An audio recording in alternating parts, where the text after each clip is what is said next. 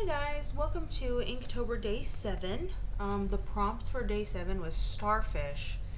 And I mean, you guys, you have to know that Starfish is one that kind of had me a little bit stumped for a minute there. I really want to do spooky, I want it to be spooky. I want it to be Halloween.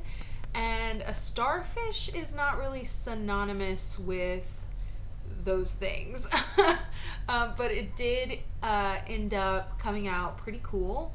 And it definitely turned into like a really interesting concept.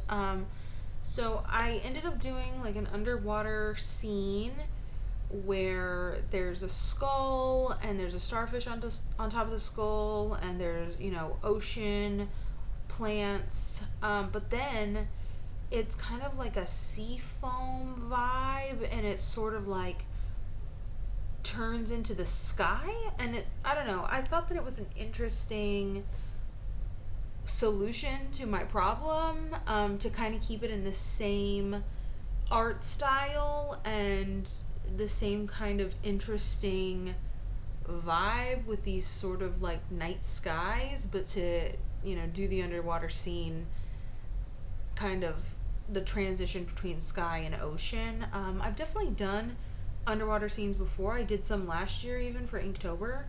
But this one is definitely different than how I have handled it in the past. So anyway, you guys let me know if you think that this was a good solution, or if you guys would have rather seen more of a starfish theme. I know that the starfish is quite small in the illustration, so maybe it doesn't seem as,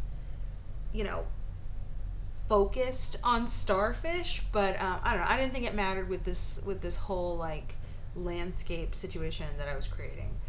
If you guys have been watching, you guys know that I've been having sort of a struggle between whether or not I should use a Sharpie to do the black background, or whether I should use my brush pens.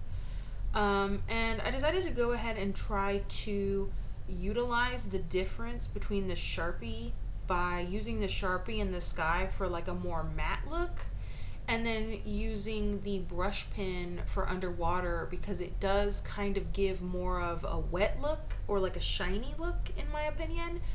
And I think that is kind of like an interesting solution to that problem. This one was just a lot of problem solving for me. But I do think that it's definitely a direction that I should kind of keep going. And a lot of this is about problem solving with the prompts and trying to make it work for you, but then also,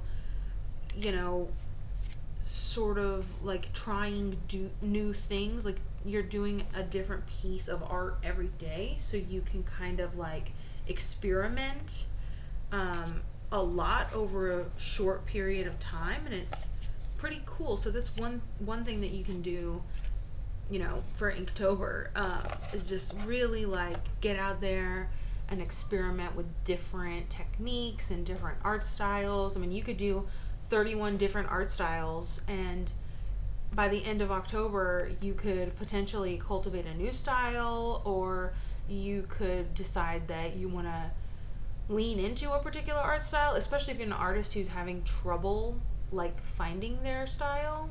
I definitely recommend it, but it is not for the faint of heart, because I am starting to feel it.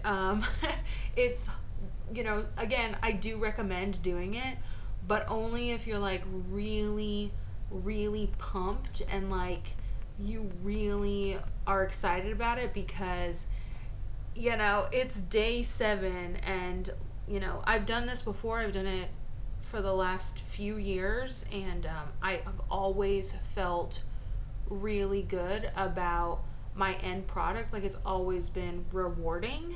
But yeah, if you're not into it, I don't recommend it, because it is something you have to like prep for. But anyways, yeah, day 7, here is the new piece. I really like it.